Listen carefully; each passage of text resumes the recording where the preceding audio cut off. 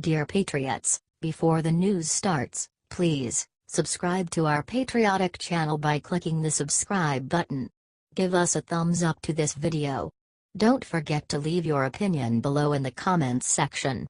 Share the news on Facebook and Twitter so your friends see it. Thank you. White House says Trump's North Korea meeting is still in the works. President Donald Trump still intends to meet with North Korean leader Kim Jong Un before the end of May, the White House said Friday, an assertion that comes amid some confusion as to whether the high-stakes meeting will happen at all. The White House announcement of Trump's intentions came in the form of a readout of the president's Friday call with South Korean President Moon Jae-in, whose office initially relayed Kim's reported interest in meeting with Trump. Both leaders affirmed the importance of learning from the mistakes of the past, and pledged continued, close coordination to maintain maximum pressure on the North Korean regime, the White House said in its readout of the call between Trump and Moon. President Trump reiterated his intention to meet with North Korean leader Kim Jong Un by the end of May. The two leaders expressed cautious optimism over recent developments and emphasized that a brighter future is available for North Korea, if it chooses the correct path. Trump's announcement earlier this month that he would meet with Kim sent shockwaves through the world of foreign policy, upsetting decades of precedent that U.S. presidents do not meet with members of North Korea's ruling Kim family. Vice President Mike Pence had been scheduled to meet secretly with Kim's sister at the opening ceremonies of the Winter Olympics in South Korea, a face-to-face that Pence's office said was scuttled by the North Koreans. While the White House has spoken openly about Trump's plans to meet with Kim, including discussion of preconditions that were not included in the president's initial announcement, North Korea has been uncharacteristically silent on the meeting. The North Korean government has yet to acknowledge offering the meeting, and North Korea's state-run media, typically a mouthpiece for the Kim regime, have made no mention of it, prompting questions as to whether the meeting would happen at all.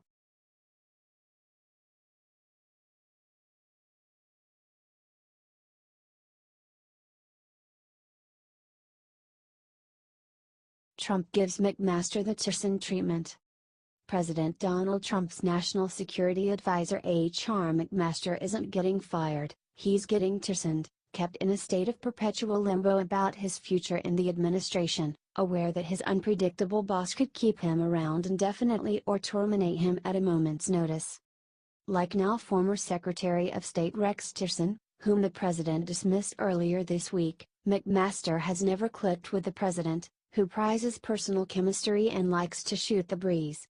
And as with the Secretary of State, the president decided months ago amid disagreements over his Afghanistan strategy that McMaster wouldn't be a permanent fixture in his administration. What's changed in recent days, according to a half-dozen White House aides and outside advisors familiar with the situation, is that White House Chief of Staff John Kelly has put increasing pressure on Trump to get rid of McMaster, and that's made the president, who likes to be contrary and doesn't mind frustrating his advisors, increasingly resistant to making a change. Kelly, a former Marine general, has clashed with McMaster and began pushing in November to oust the National Security Advisor, an active-duty Army officer who came into the West Wing after the ouster of Michael Flynn in February 2017. Kelly has been closely aligned with Tillerson and Defense Secretary James Mattis, who he considered a source of stability in the administration. Kelly was upset, according to two senior administration officials, by Trump's decision to remove Tillerson this week, and has in turn resumed his efforts to sour Trump on McMaster. But McMaster's situation differs from Tillerson's in three crucial ways, according to people familiar with the situation. Though McMaster grinds the president's gears on a personal level, Trump continues to believe the National Security Advisor is working to implement his agenda, a view he did not have of Tillerson, who he often felt was undermining him on the world stage, according to two senior administration officials familiar with his thinking. Time is also on McMaster's side. Trump and Kelly have struggled to figure out how to contend with the bad optics of cycling through two national security advisors in less than 2 years, particularly in the midst of so much staff turnover elsewhere in the administration. The two have also had difficulty agreeing on a replacement. Former UN Ambassador John Bolton remains a Trump favorite, and met with the president in the Oval Office last week. But Bolton confidants say he has grown tired of being asked whether he will replace McMaster and insists privately he has had no formal talks with Trump about the matter. McMaster is not the only Trump advisor whose fate is uncertain, rather, uncertainty is one of the only certainties in the Trump administration, where the boss' views are constantly changing, shaped not only by cable news coverage that streams around the clock from dozens of televisions throughout the West Wing, but also by the opinions of a dozen or so Trump friends and advisors who are regularly pinged for advice. Trump's White House has already seen an unprecedented degree of senior-level turnover in the West Wing. He has so far churned through a chief of staff, deputy chief of staff, chief strategist, staff secretary, press secretary, and multiple communications directors. Before Tillerson, the president let former White House Chief of Staff Reince Priebus hang by a thread for weeks on end, enduring a number of indignities and embarrassments, before he ultimately decided to oust him last July. "There will always be change, and I think you want to see change," Trump said on Thursday when asked about impending shakeups. Others, including senior military officials, aren't so sure whether the constant churn, or even the prospect of it, is a net positive. "I do sometimes wonder if the commander-in-chief doesn't realize that he can't be seen to criticize every single person he has selected for his cabinet, because at a certain point in time, if that's the case, then you have to really seriously question the judgment he's exercised in picking people," said a former senior military commander who remains in frequent contact with administration officials. The president signed off on White House Press Secretary Sarah Sanders' tweet Thursday night in the wake of a Washington Post story indicating he had decided to fire McMaster. "Just spoke to @POTUS and General H.R. McMaster," she said. "Contrary to reports, they have a good working relationship and there are no changes at the NSC." On Friday, she told reporters during her regular briefing that Trump and McMaster had been in meetings together earlier in the day but said she did not know whether they had discussed his job security. "General McMaster is a dedicated public servant and he's here not focused on the news stories that many of you are writing but big issues, things like North Korea, things like Russia, Iran," Sanders said. "That's what he's doing and that's what we are going to continue to be focused on every day as we show up for work." McMaster briefly appeared outside the West Wing on Friday afternoon while escorting guests out, prompting a throng of reporters to gather in hopes he'd make a statement. But the beleaguered national security advisor re-entered the building without answering shouted questions. ABC News subsequently reported that he answered one reporter's question about his status by saying, "Everybody has got to leave the White House at some point." White House aides say McMaster is likely to be awarded a fourth star and return to the Army in the coming months, though it's unclear when exactly that will happen.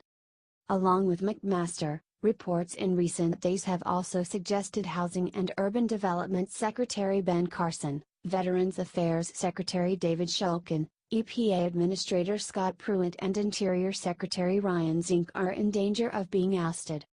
One senior administration official said there is unlikely to be a widespread, simultaneous purge of senior appointees. "I don't think there will be a day you wake up where 3 or 4 people are out at the cabinet level," the official said, predicting a somewhat more orderly process for any impending cabinet shakeup. There is some acknowledgement within the West Wing that the situation is untenable, with officials unsure on who to turn to for even basic tasks and unsure of their own status on constantly shifting ground. "It needs to be resolved," said the senior administration official. "We're in a holding pattern right now that cannot continue."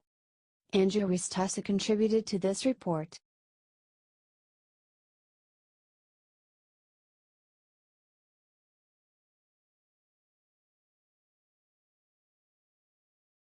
FAC probes whether NRA got illegal Russian donations.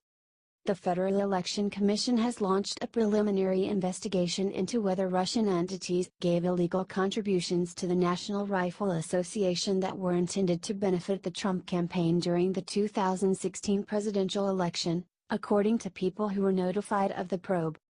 The inquiry stems in part from a complaint from a liberal advocacy group, the American Democracy Legal Fund, which asked the FEC to look into media reports about links between the Rifle Association and Russian entities, including a banker with close ties to Russian President Vladimir Putin.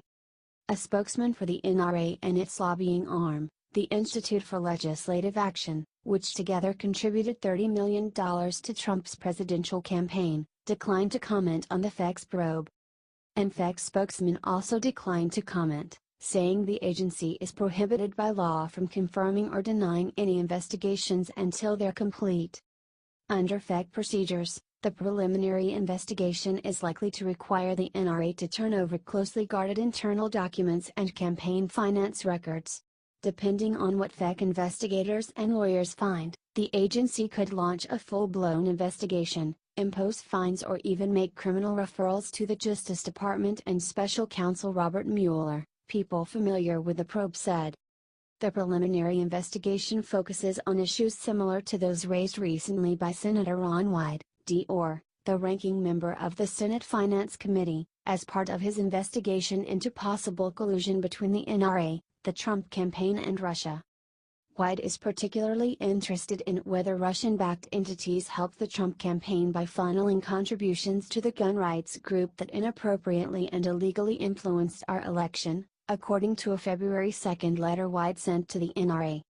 In his letter, Wyden gave the NRA a February 16 deadline to answer a series of questions and produce documents about its potential dealings with any Russian individuals or businesses or their intermediaries, including anything it has turned over to U.S. authorities.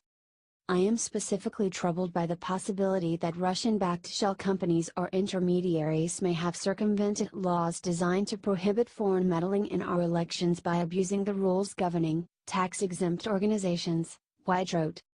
In response to that letter, an attorney for the NRA told the senator's aides that the group was already answering questions about possible Russian donations as part of an FEC inquiry, according to a statement from Wyden's office.